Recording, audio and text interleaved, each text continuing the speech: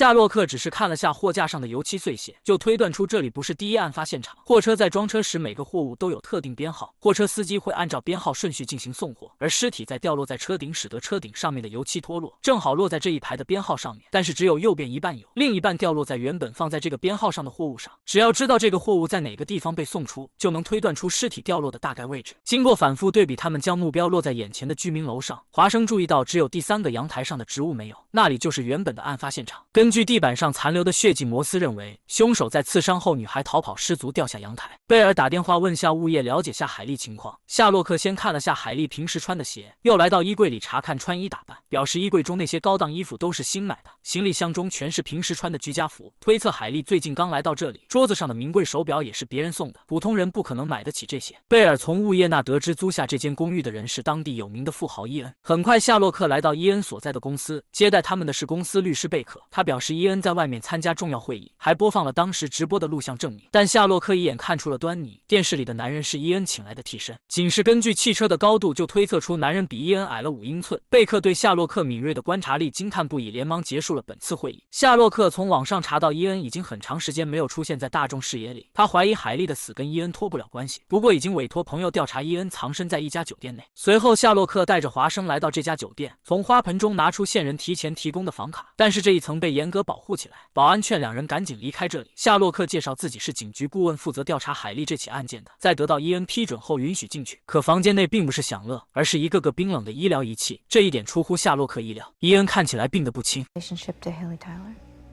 Also know what you think.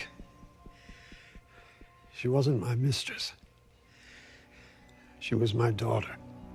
这个消息推翻了夏洛克之前所有的推理。从报告上看，伊恩在1个月前做过心脏移植手术，但是身体和心脏相互排斥，现在是勉强维持生存。伊恩表示海莉是自己的私生女，因为需要她献血才接过来的，没想到发生这种意外。回到警局，法医告诉华生，凶手干净利落，一刀切断了腹部主动脉，导致大出血而死。根据多年的从医经验，华生认为凶手有医学背景。此时贝尔带着海莉母亲来到警局，莫林表示上次见面还好好的，如今再见却是这般场景。他发誓一定要凶手得到惩罚。I promise you, we're going to do everything in our power to find the person who did this to her. You don't have to look very far. I know exactly who killed her.